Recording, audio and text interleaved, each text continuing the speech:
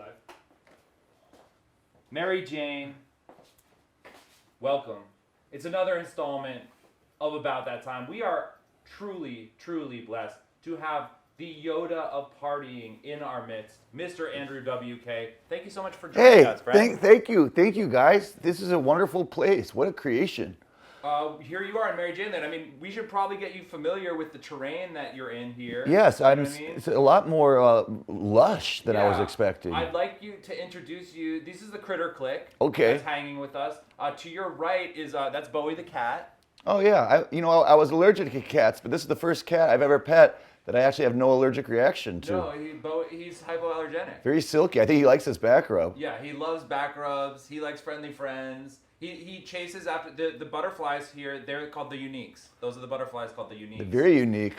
Bowie chases them on occasion. There's never been any kind of death or anything like that, so you don't have to worry. Nobody is hurt in the filming of About That Time. It's a very professional production. We put a lot into making sure that animal safety comes first. Of course. It's just a policy we have. I love it. Here to my left is Pierre the pug.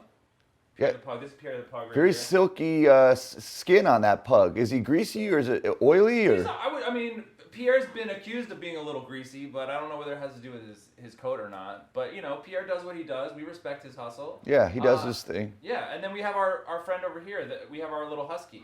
Oh, wow. I didn't even see that. Yeah. Wow, that's a soft creature. A soft and loving creature at that. It's you know? a very soft doggy. Hey, doggy. It looks like he has a zip tie around his throat. I don't think it's anything hazardous for him. Okay. You know, he may have, I don't know, how do you think he got a zip tie around his neck? Well, maybe his master needed to put a collar on him, and that's all the collar he could muster. An improvised collar. Yeah.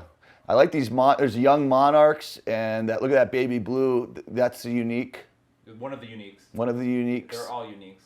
And then there's some additional plants because we have lick foliage. Planting behind us, and there's planting on either side, and there's a nice crop of planting rising from between my legs here. And it's blowing in the breeze. And look at... Has anyone called your crotch fertile before? Because if they haven't, they should take note. Plants are growing. I like that in idea. That region. I hope to be vital. I hope to have that essential vitality. And if there's a plant growing from there, that's got to be a sign of vitality. Now the husky is panting. Do you think that's from all the smoke? I mean, I think that my opinion is that he's panting because he's warm. Or He's got a lot of. That's how doggies cool down, right? Is through their tongue. That's how they sweat. Or his airwaves are constricted by that zip tie. Let's hope that there's not a combination of zip tie, cannabis smoke, conflict going on. Maybe he's allergic to cats. It's true. A dog to be allergic to a cat, that would be an interesting irony. Come here, boy. I think it has precedent. Hey, boy. Whoa, he's rising. He's right. You've really gotten him. Oh, now he's a lap dog. He's a lap dog. Guys, we have magical powers here. We can turn house dogs into lap dogs, static dogs into flying dogs. I'm trying to shape him. We can make friends wherever we meet. What shape People are worthy you? of being our friends. Go fetch, boy. He fell for it. I didn't even throw anything. It was just pretend. I just went like that, and he totally... He's not the most clever pup. He's back. He retains his nice posture, which I appreciate. He's always flat on a flat base, even when he's floating. You're getting some love here on the Instagram. Sierra Coca Flame. I love Andrew WK. Well, that's very kind of you. I love you as well, as far as I can tell. I really despise you. Says, hello, Andrew. Oh, well, okay. I don't despise you, as far as I can tell, despite that comment. You know, I'm here to enjoy myself and enjoy this Mary Jane experience. I'd heard a lot about it, and I must say it's already exceeded my high expectations. That was a great weed pun, guys. We welcome good friends. We welcome weed puns. Someone says they're dying to smoke with Andrew WK. Guys, I'm living your dream. I'm smoking with Andrew WK. Adjacent to What are all these other things that don't look like smokings? Like, well, what are the these world of cannabis products toys? is wide. You know, we have different things to roll with. We have some edibles on the table. Wow. We have pre-rolls, we have flour. THC Design is the fine sponsor of our show, guys. THC Design, check for them. They make great product. Everyone is happy. Those are just little gummy bears that pack a little punch. They look like punch. Sour Patch Kids. Have you ever had are you a Sour Patch Kid kind of guy? I do like Sour Patch Kids. I specifically have, in the realm of sour gummies, though, because as you've noticed, Sour Patch Kids have the texture more of a Swedish fish. Mm-hmm. It's a softer. It's very sticky and chewy, but it's not rubbery.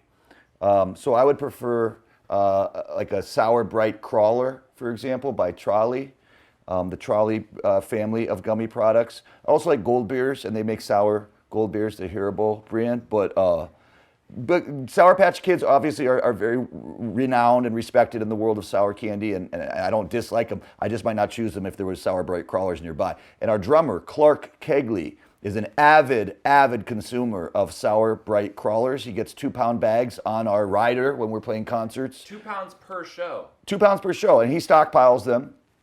So he's a bit of a hoarder in that sense. He puts himself on a strict Sour Bright Crawler diet from the day that tour starts.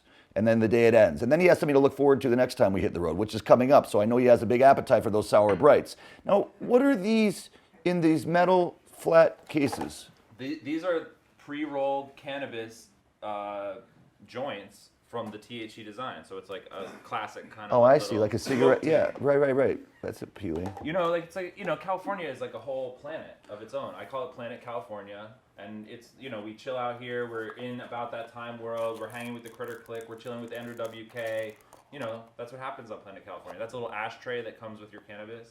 And this is all it was for this whole box? Oh, no. Oh, okay. There you go. Yeah. Those are just your accessories. That's right. Your accessories collection. Free gifts. Free gifts, right? Okay, nice. People like free gifts, guys. Oh, yeah, definitely. So, Andrew, just to make sure that everyone out there gets a really good understanding of where you're coming from, we do a thing on About That Time where we take some pictures from your Instagram and we ask you what the story behind the picture is. Oh, okay. Are you down with that? Yeah, I'll do my best. Picture number 1 is you and I believe a well-known wrestler. Can you tell us about this picture? Well, of course, that's the Iron Sheik, who I was lucky enough to party with on several occasions. That was the first time I had met him, and he was very exuberant, very kind. He's a Persian. And I am married to a Persian woman. And I was very proud to be able to tell him that. And he was very proud of me. And my wife's dad, my father-in-law, always talked about the Iron Sheik and remembered him when he was still living in Iran, before he had moved over here, and that he was very popular there. I believe as an Olympic level wrestler, like a professional athlete that was highly esteemed. So his legacy is obviously quite impressive, and his history goes back very far. But he was very nice, and he even called me Bubba. Which is a very high compliment. That is a really loving way to address someone.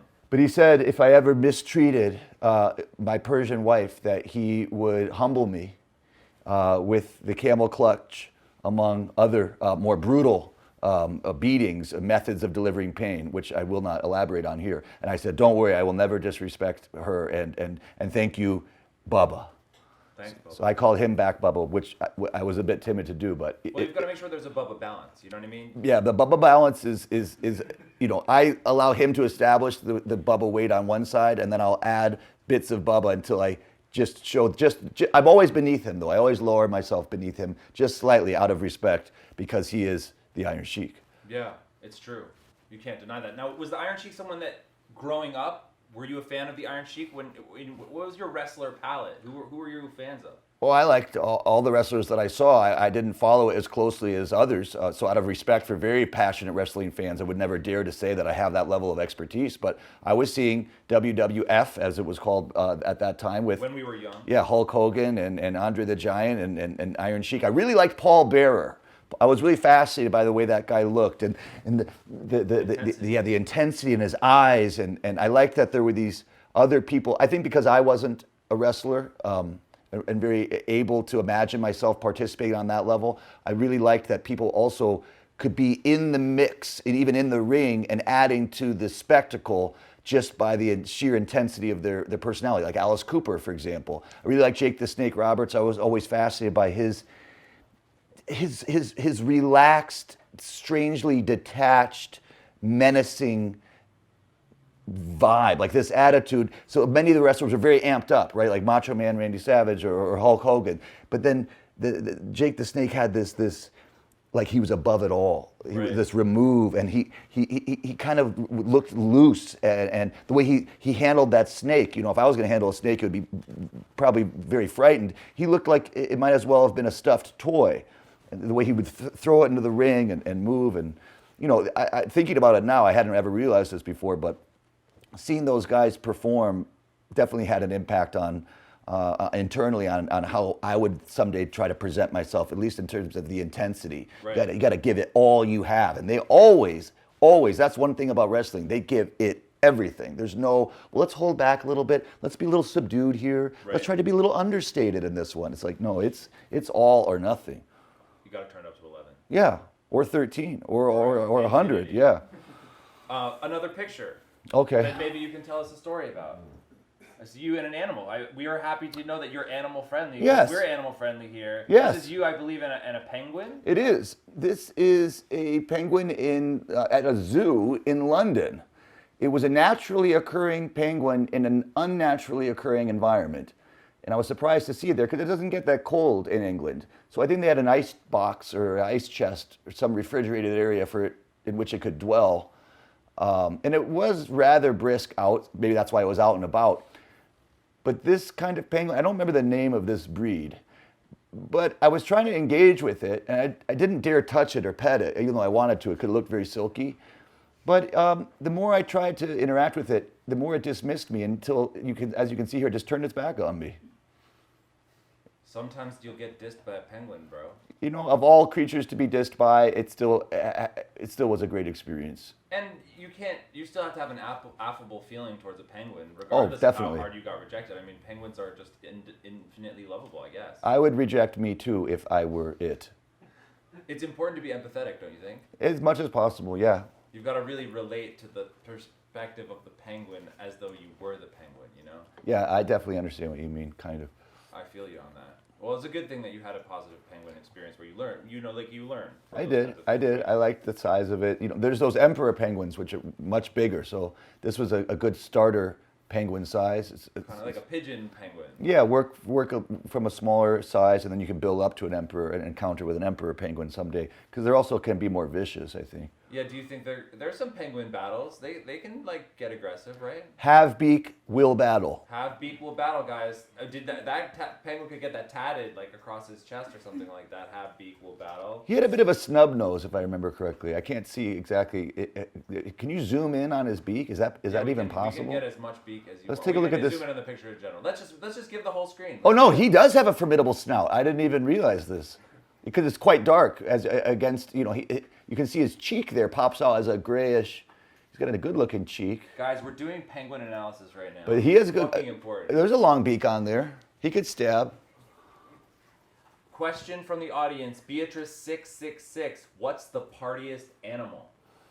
Choose the partiest animal. You know, this is an unpleasantly difficult question. It's painful. It's like, what's your favorite pizza topping? What's your favorite song? You know, the world is full of these riches that we get to enjoy and get to lavish ourselves amidst their grandeur. And the animal kingdom is just riddled with beauty. So I wouldn't even know where to begin. I like manatees. I like sloths. I like sloths because it's this vicarious thing. I think that's also what people get out of pets. Like if you have a cat or even our husky dog here, that's just resting. And I think we always kind of like the idea that, it must be so great to be this animal and just rest and be massaged and be wrapped up in cuddly blankets and offered not very appetizing food and then rest some more and then get to play and scamper. So all the animals have something to offer us if we're wise enough and thoughtful enough to consider their unique points of view and their unique attributes. Positive party animal statements.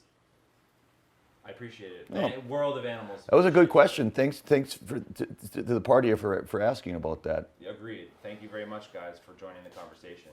Another picture Ah. that we'd love to know all about. All right. This is with, it looks like with you and some friendly folks. Yes. This is a photo that was taken in Allentown, Pennsylvania at the studio of world-renowned fantasy art power couple, the reigning king and queen of fantasy art, Julie Bell and Boris Vallejo. But not only that, we are joined by their son, I believe that's Anthony, and Anthony's girlfriend, or wife perhaps, if I may have misspoke, but partner, either way, Fiona. And they're both tremendous painters. So I'm flanked by two or four. Well, I'm flanked by two amazing painters on either side, and it's all family. And these artists, Julie and Boris specifically, painted the album cover for my new record. It's called You're Not Alone. And getting to work with them was the culmination of many years of party fantasies. Yeah, and I've been dreaming about it for a while. Oh yeah, a dream that I dared not even dream because it was too fantastic to even dream. You know, sometimes destiny will give you a dream that you didn't even realize you had been dreaming, because once you dream it, then you have the risk of it not coming true, right? So sometimes I'd always been fascinated by their artwork. I'd always loved it and watched it, and I guess I had a feeling that someday, if the party gods would allow, maybe we would get to work together again. But I would never assert my ambition to that because, you know, what if they didn't want to work with me, you know? But they did, and we got this amazing painting out of it. That's amazing. Well, thank you. Thanks to them. Thanks to them for not only being such fantastic painters and still so actively engaged in their work, in their craft, but also being very open-minded, extremely kind. It was one of the most rewarding and uplifting creative experiences I've ever had related to my work as a party musician or as a human being in general. That's a pretty big statement. Yeah, I left that. The vibes look you can killer. tell. Yeah, you can see the thumbs up. I left that meeting shortly after that photo was taken, feeling like if I had to die now, I could say like this is as good as life. This proves that life can't be all bad. This was amazing. Wow, that's next level.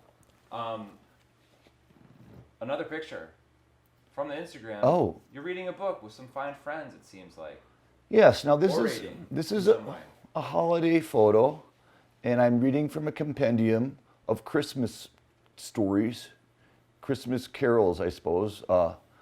That story was about a partying mouse and the night before Christmas, or the party before Christmas.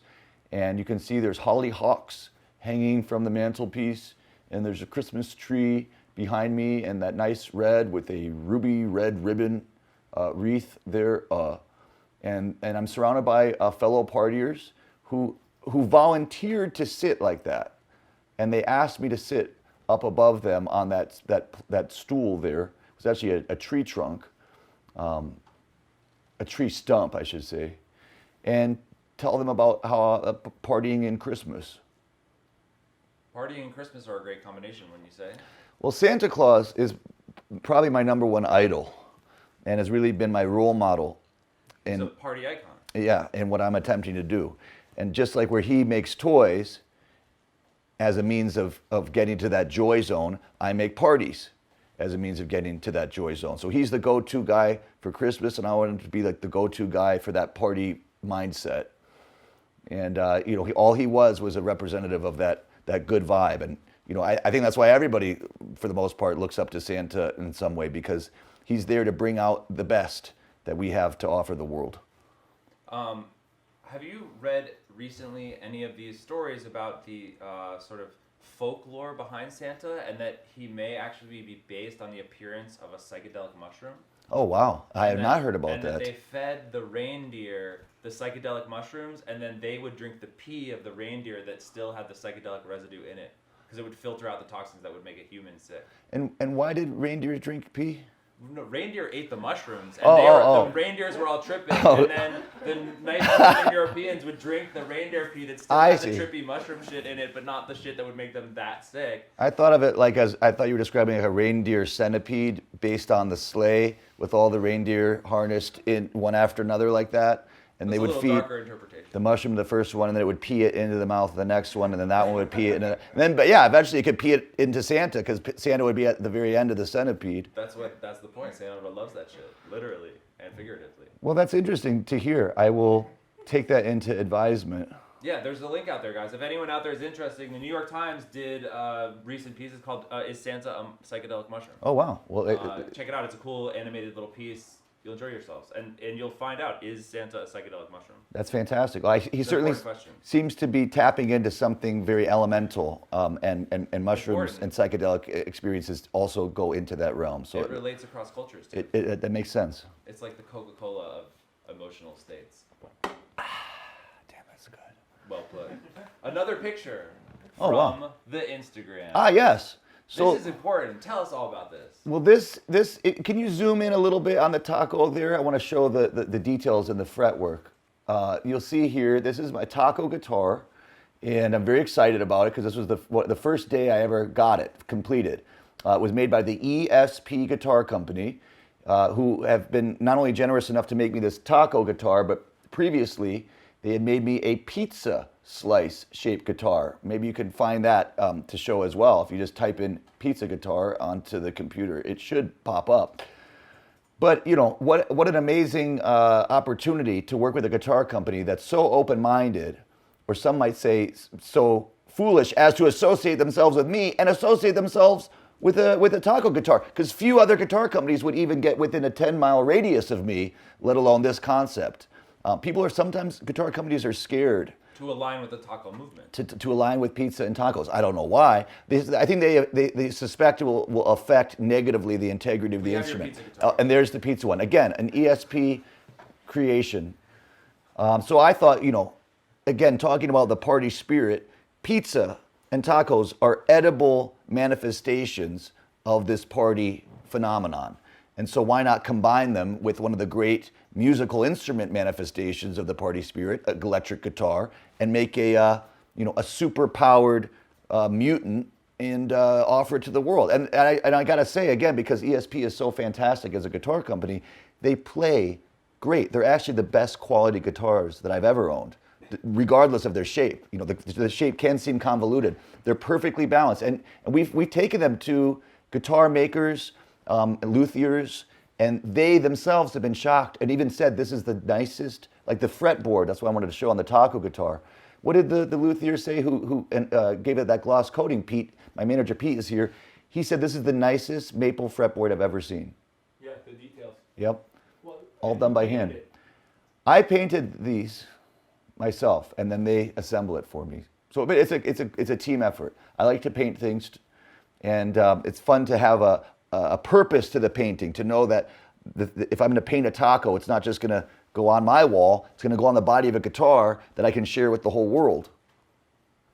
Guys, Andrew is sharing his favorite food-shaped guitars with the world. I hope everyone is happy about that. It certainly brings some happiness to me. The back of that guitar on the taco, maybe if you type in Andrew WK eyeball guitar, the back of that has an eyeball painted on it. See if that pops up, because I realized that the taco is shaped very similarly to the human eye. And so on the back, I took the liberty of painting an eyeball. That's like Oh, there it is, yeah. Illuminati taco. Well, the eye, I mean, you have two of them. True. This guitar only had room for one of them. True. And it does. You really Zoom in. You made an important point about the correlation in shape. It's It's a very detailed eye. It's lapis lazuli colored in the iris. The cornea is beginning to rot because it never closes. So it got dry and it started to affect the cornea. Keeping your eyes moist is important, guys. Yep. I don't want anyone doing any kind of cornea harm out there, folks. Keep your eyes moisturized at all times. With THC eye drops. Potentially shop around. Start simple though. Don't push yourself too far. Hey Andrew, what's up from the Philippines? Oh, wow. Thanks, son. Nick, that's amazing to hear from you in the Philippines. That's one of the realms I've not yet gotten to party in that I would very much like to get to visit. Philippines, listen up. Andrew wants to come party. Holler. Hey, and Newell Wedham, pardon me if I'm not pronouncing that right, but thank you for your kind words about the new album. It just came out 6 days ago.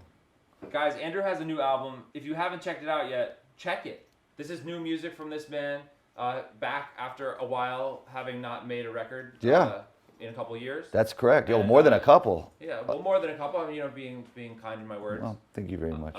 Because there's lots of great things you've been up to. I've been partying very hard. That's actually one of the reasons I didn't even realize that so many years had passed by since I made an album. Because when you party as hard as, well, at least when I party very hard, time starts to melt, I would say, and it sort of swirls up like if you're stirring some frosting or icing or something. It gets sticky and it gets convoluted, and it's difficult to tell when was what and what was when. So I thought a year had gone by, and actually it had been 10 years. Yeah. So I guess some call that blacking out. But it was the best, most enjoyable blackout that I've ever had. Yeah, you were doing a lot of kind of motivational speaking, is that correct? I was doing motivational speaking, I was doing bath salts, and the combination of those it was quite intoxicating. I believe that. It was. Sounds like a wild ride. You've got some real highs, real lows. Oh, absolutely. And everything in between. And the come downs were just as spectacular as the highs, just inverted. Right. That makes sense. Yeah. It's kind of like a physics equation of some Take the sort. greatest feeling you ever felt. Now imagine the exact opposite of that, and you can experience that with bath salts. I'm just thinking about that for 1 second. Okay, one more picture from the Instagram. Tell us all about it. You're eating big, because you know what's up. Oh, wow. Yes. This is very appetizing because it takes me right back to the great moment. Shortly after I took this photo, of course, I gorged on this beautiful Philly cheesesteak from Jim's Steaks in Philadelphia, right there on South Street, right down the street from the legendary Theater of the Living Arts music venue, which my band and I were playing that night and have played many times before. And it's almost a tradition. Well, for me, it is a tradition. I would never go, actually, to Philly in general without getting at least one cheesesteak from somewhere. I also like Geno's. I like Pat's. You know, this is always a point of conflict. I prefer Geno's over Pat's. There, I said it. Now, guys, people have strong opinions. That's what you're kind of indicating. You know yeah, what I mean? and I truly respect that. And it doesn't mean I wouldn't enjoy Pat's, a Pat's cheesesteak. In fact, I might even dare say that I would pick a Geno's cheesesteak over Jim's at this point, too. And I don't even know how I feel about that. I feel a little strange even saying that. It's kind of like trying to pick your mom or dad, like which parent is better. I'm glad that they all exist, and I've enjoyed cheesesteaks from all of them, and I imagine I will continue to do. That's what I'm going to say. I retract my previous statement. Are you the Switzerland of cheesesteaks? What's that? Is a Switzerland of cheesesteak apologist? connoisseurs. No, you're not an apologist. You're just the Switzerland of cheesesteaks. I like cheesesteaks. I've never had a cheesesteak that I didn't like, and that's probably part of the problem. It's very much like pizza. To me, I'm not that picky. So they all count, and they all empower one another.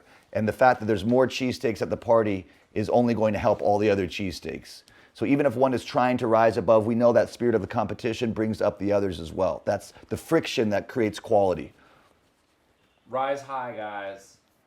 Eat a cheesesteak. And I do recommend, if you're going to get cheesesteak, to order it with extra whiz. Well, I should just say, I always would get it with cheese whiz and with onions and with hot peppers. That's my preference. But in fine-tuning the order over the years, I've oftentimes noticed that the cheesesteak was a bit dry, no matter where you get it. So it needs extra cheese. So we get an extra order of cheese in the sandwich, and would also ask them to put a little salt and pepper on it. Now, you can do that yourself to your liking after you've already ordered it, but also it usually needs a little more seasoning. And this goes for any cheesesteak. That's just me. Here's a question. Layer of whiz below the meat in the bun, as well as on top of the meat? Some places do that. What is your opinion on that? Well, it changes the integrity of the bun. It will get more soggy that way. Right, less bun integrity. And it soaks into the cheese isn't experienced as much as a texture because it just kind of soaks in. There's a very popular kind of steak sandwich in Illinois called the Italian beef, and that's served with au juice, not au juice. Just with au juice. With au juice, because kind of like with. Yeah, exactly. With whiz, with au juice. And that you soak the bread. I mean, really, the idea is that the bread is almost, it goes from bread to sponge to wet paper towel to toilet tissue to compost. Right. And so it's like pre-digested, basically. And of course, all food is going to the same place anyway. So you're just kind of cutting down on the digestion that you have to do before you eat it. Like a mom would do for a baby bird. So kind of the experience of being fed by a mama bird, but without necessarily necessitating a large bird to feed you. Yeah, without the bird regurgitating. Bird gurgitating? Yeah, into your beak. Do you like birds? I do. I like birds very much. I respect them as well, which is why I give them space. Yeah. And the larger they get, the more respect I have for them. So an eagle, a hawk, pelicans, albatrosses, those can get a crow. And crows are quite bold, almost like a rat with wings. By the way, a bat is not a rat with wings. No. This is a contentious point. I've heard people say, oh, a rat is just like a bat. Or a bat's just like a rat with wings. This is not true. Of course, they're maybe rodents. They're in the same family species. But out of respect for bats, look, this thing is flying around. We're not flying. True. Well, you may be now with the. Well, we're sucking down that. We've got eagles. We've got eagles. We've got uniques flying around. We've got eagles flying around. Yeah, so that was a really good cheesesteak, and that was not only extra cheese, that was also extra meat, and it was really filling. Double meat, double cheese. I can imagine. Yeah, it was really good. Sounds filling. Bats are dear friends, says Zach Canner. Yeah, well said, Zach. Bats can talk to whales. Unknown fact, guys. There you go, sonar. Bats can talk to whales. That's a very, very good observation, Who knew that? a very good point, and you're right. How many animals have that sonar ability? It's interesting because birds obviously have some kind of very advanced sense of direction and navigation that isn't sonar, and they're similar to bats. You know, a bat is like a whale crossed with a bird. Bat is a whale. It's an air whale. Air whale. They're definitely friends if you think about the sonar thing, for sure. Or, yeah, you could say a whale is a sea bat. A whale is a sea bat. Or water bat. With no wings. But with those, you know, like the vestigial legs, like the little bones that imply that the whale used to have legs. Oh, that they Yes, have like that? A 100-foot blue whale obviously just has fins, but in the back, like there are these yeah, sets yeah, of bones yeah. that don't get used that imply that they used to have feet. They used to march around. Whales used to have be less sea-ish and more landish. That would be a big body to drag around with. It does seem like you'd have to have some pretty macho fucking legs. Wow. So that's just something to think about. Yeah. Guys.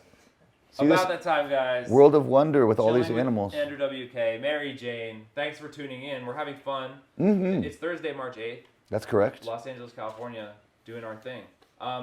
We do a segment on about that time called Roll the News. We talk about some news. Okay.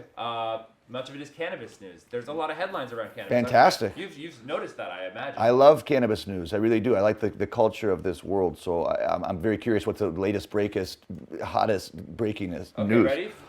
First story of the night, Massachusetts finalizes regulations for its long-awaited adult-use cannabis industry, meaning Massachusetts will be the first state on the east coast of the United States that has access to recreational cannabis. I heard about this. just a few days ago when we were filming a music video in Massachusetts, and I was quite surprised. I was really shocked. I was very proud of Massachusetts because, like a lot of Northeast states, these are old states. Right, this is the birthplace of the country, and so there's a lot of laws on the books because they've been piling up for all those years, right? And a lot of them go way back, and for whatever reason, there's also more restriction there. I think it's because it's very small space, right? Everything is quite dense. Yeah. You don't have these big open areas of land. It's a lot of streets and roads and villages, and it's all tight. It's tight knit. So maybe you got to hold things down with a little more vigor, and so there's more laws and more restrictions. Whether you need permits to build something or get a license to do this or license to do that. So to say now, hey, it's going to be a pot free for all to some extent is quite surprising and inspiring. Agreed. Now, it's been taking a minute since they passed the law to get it implemented. They're starting business applications April 1st. They are saying. Whoa. They are saying. Whoa. That. What happened? There is going to be Whoa. a battery change in real time. Ladies and gentlemen, not every high-tech production like About That Time can pull off something this elaborate. I mean, are you a fan of acrobats at all? There's an acrobatic battery boy hiding behind that bush. You guys can't all see. I'm trying to say is Can't we have see a him. full staff of acrobats at all fucking times, dude. How many shows have that? True acrobats. Oh, there comes the eagle. I saw an eagle on the side of the road a few weeks ago, just perched right there. It was amazing. You can't believe that you're seeing it, and it was an actual bald eagle. That's kind of mind-boggling. That was in California? I don't remember where it was. I think it was while we were traveling. Florida. It was Florida? Yeah, that was unbelievable, right? Just a bald eagle chilling. On the highway. Florida has that density of wildlife. Obviously, a lot of very intimidating wildlife too, and there's they're big birds, right? They really stand out, and of course the white head. Pardon me. So back to the news. Back to the news. So Massachusetts is going to legalize cannabis. They're banning, however, delivery. You can't deliver or a venue like a bar that served weed. Not happening. Okay. But first state on the East Coast. Meaning you couldn't go and drink and smoke at one place. No, there's not a place where you could even buy cannabis and then consume it. Oh, I see. As though I there see. were no alcohol, but a bar that served cannabis. Okay, you just take it and be on your way. Yep. Okay. So the second story on tonight's installment of Roll the News goes farther south. There is a viral video right now of a Mississippi police chief who just got suspended for smoking weed because he was smoking in a video that went viral on the internet. Oh. Who's the coolest? Me, I'm the coolest, was his quote in the video. So chief of police sitting there in the video smoking weed. He's got his chief of police uniform behind him in the video. Quote, who's the coolest? Me. I'm the coolest. He filmed it himself? Did he know? He claims that his wife filmed it, that he has made a huge mistake. He exclaims in the video further, I'm the only chief of police in Lumberton that likes to smoke weed. Lumberton. Lumberton. Isn't that where Twin Peaks? Lumberton, Mississippi? Oh no, that's where Blue Velvet is set. Is a town named Lumberton. Not in Mississippi necessarily, but that's a great flick. Well, chief of police in Mississippi, smoking weed, having fun, maybe a little too much when the cameras are rolling. Well, he wasn't on duty. Is this a party foul? Is there such a thing as a party foul in your mind? Yeah, I think so. I don't know if that one is. I mean, he's suspended, so it's sort of, there was justice of some sort, right? I guess, so it balances out. Yeah, It's creative like balance. You get punished for the foul, so then, like in basketball, there's a lot of shots and pardon me, a lot of calls made that some people could argue with. But then remember, sometimes the referees will make a bad call against the other team to help balance out the first bad call, right? Yep. So maybe that doesn't really relate as a good metaphor here. Well, in Mississippi, things happen that are different than the way they happen in other places. Yeah, it is. It's a very special area. I went there not too long ago, and as soon as I guess that stretch of the country. Yep. Louisiana has this feeling too, and Arkansas has this feeling to some extent as well. But in Mississippi, there's an atmosphere. I guess like you were saying, like Florida, every place really is unique, like a special flavor to it. Got a vibe. It's one of the special things about the United States is it's big enough to have that much space and have that differentiation of geography and landscape and temperatures and all that. But also the cultural, people. the people, the vibes, like the history. There's some good vibes out there. Guys, about that time, thanks for chilling with us. We're hanging with Andrew WK. We're rolling the news right now. One more story on tonight's installment of Roll the News. In the UN, their narcotics board releases a report calling at the same time for human rights as increased prohibition against drugs. So the INCB, the International Narcotics Control Board, which is part of the United Nations, releases a report. They say increase human rights, but we're mad at America, Uruguay, and Canada for their efforts to decriminalize cannabis recreationally, because in their charter it says they can only advocate those things in medical contexts. Oh, so it's just a formality. It's just boilerplate. Yeah, they have. I kind of feel like they have no choice but to say that. They're saying, we don't really believe this, but we have to say that we believe this. So here, we believe this. Right. So yeah, you don't take it seriously. Plus, there's a great legacy with European countries of decriminalizing and having fantastic results. That's true. So- But I think that it's about the nuance between recreational adult use and medicinal use. You know what I mean? But I suppose in European countries, there's plenty of that too. Yeah, So, it's the wave of the future. UN, chill out. And the beauty of it, Open your eyes up. just because drugs are legal doesn't mean that drugs are being condoned or encouraged. And just because drugs are legal, Or even used more than they were before. Yeah, or they usually are less. It's just trying to eliminate the horrors that surround the industry of providing illegal goods, right? That's all. But of course, that's where a lot of money is made on all sides. Criminals and people that consider themselves not to be criminals, the people that are being funded to fight the drug war, right? What do they need? They need the war to keep going. So Correct, because then there's nothing for them to do. we all see through this stuff. Okay. Zach Canner, question. Is there something about being an American that makes us go to excess more often? Intelligent question. Thank you, Zach. What do you think? Is there something about being American that makes us go to excess more often? Well, I think we are a country that has experienced a type of wealth and lifestyle that is not familiar to other countries. We've been exposed to, a lot of stability and opportunity, and we've taken for granted this really great gift that being American comes along with it. There's not only upsides, there's also downsides, but I think that does make us a little bit more excessive because our standard for something normal is much more exaggerated than anywhere else, just because of the environment that we've been exposed to coming up. I think that's very well said. I try my best whenever possible. Well answered. So that's my answer. Thanks for the question. It was a good one. Andrew, Yes? in addition to rolling the news, we do something on about that time Ah. called astrology time. Oh, a Himalayan salt lamp. Yeah, we turn on a Himalayan salt lamp. We should make sure it doesn't, yep, there you go. I don't wanna burn the pup. No burning the pup. Guys, it's astrology time on about that time. Are you an astrology guy at all? Have you ever done your horoscope or anything like that? I've had a chart done for me by a person that's very well versed in astrology lore. Yeah. And I had difficulty understanding it, and he, rather than explaining it, encouraged me to learn how to interpret it myself, but then also said, oh, but don't take any of it too seriously. That's a very important part of astrology. And he did not mean that as a disrespect, but that's a big fundamental misunderstanding. Yeah, it's an interpretive lens more There you than go. a mandate. There you go. It's like mythology. It's like mythology. So the folks out there know you're a Taurus, right? That is correct. And I think I'm an Aries rising. And you may even have your moon in Libra.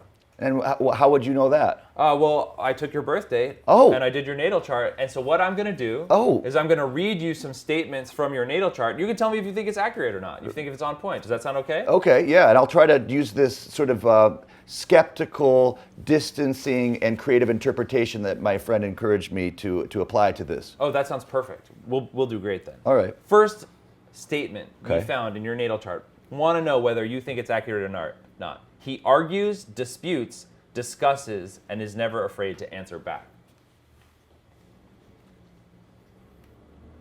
I think you'd have to ask my wife that question. I don't know. Andrew's wife. Or my What do you manager. think? Manager?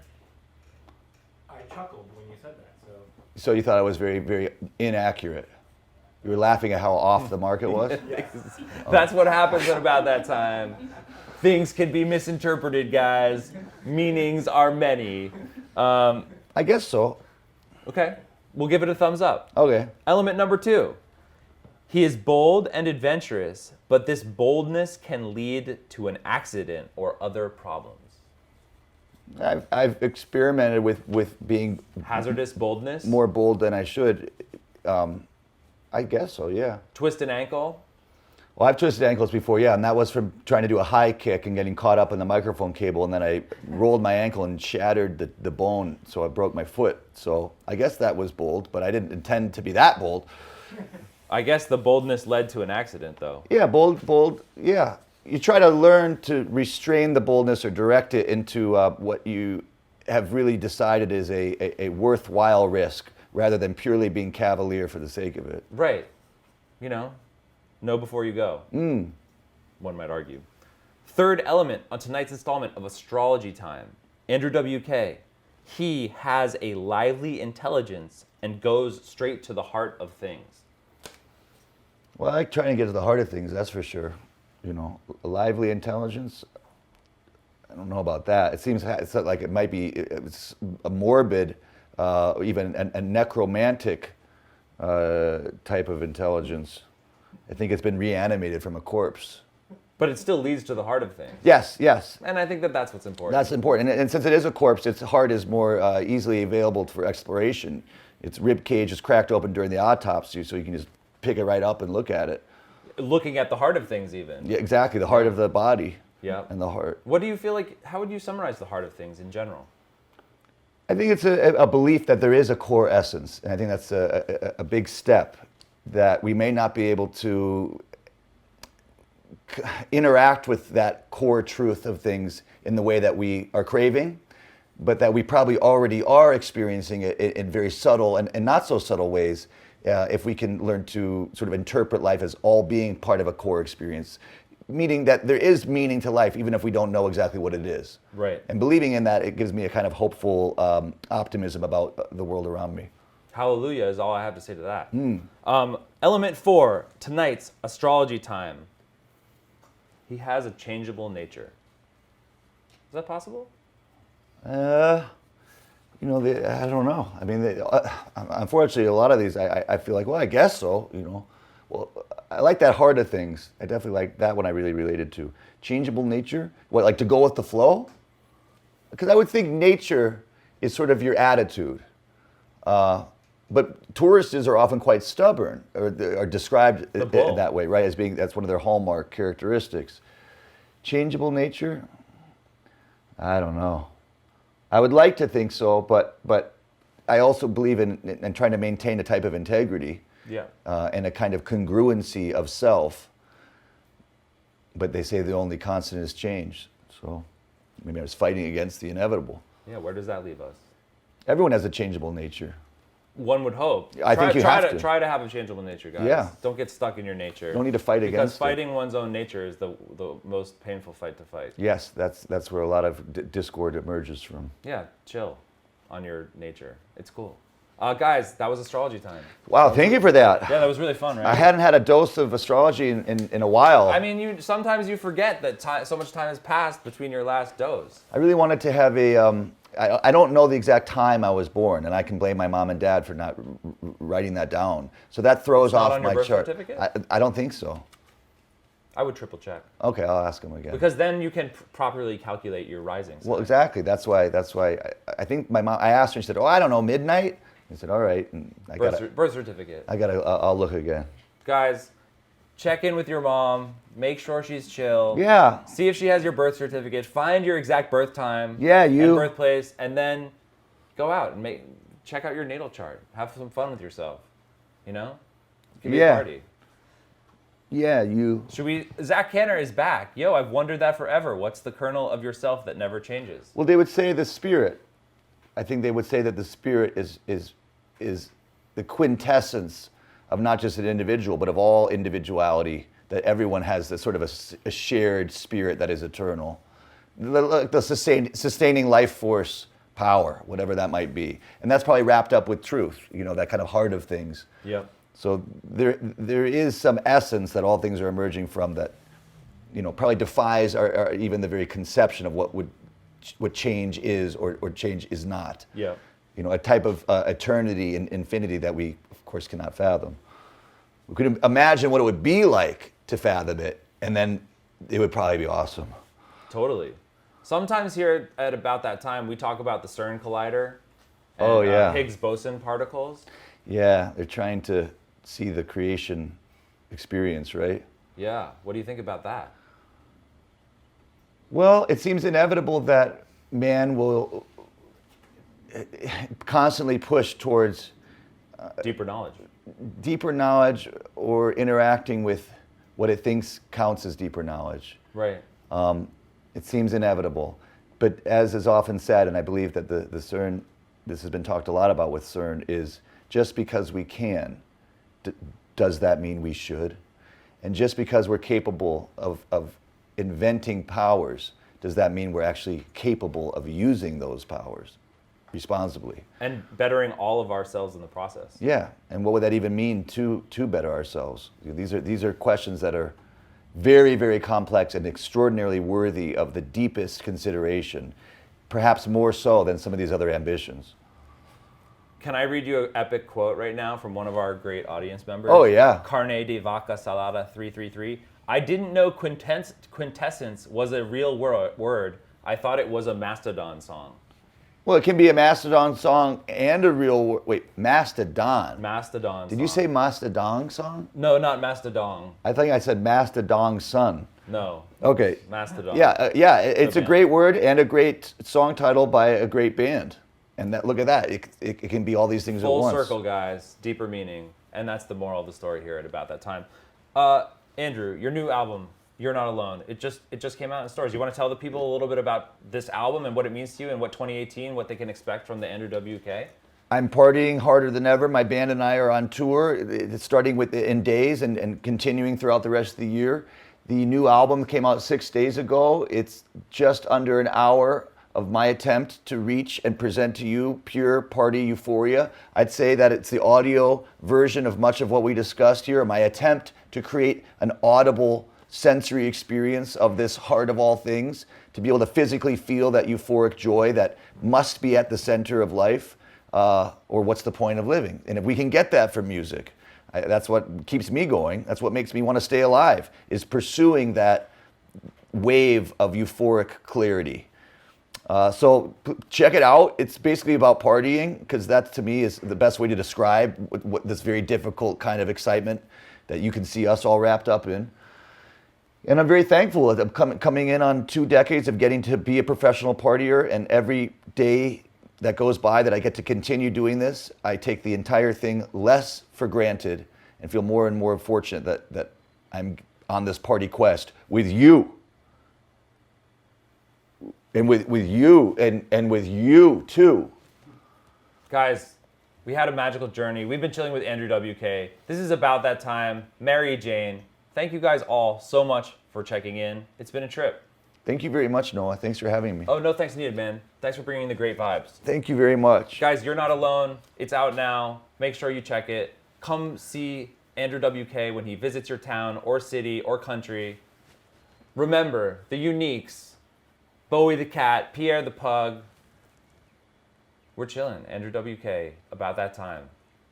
We're out.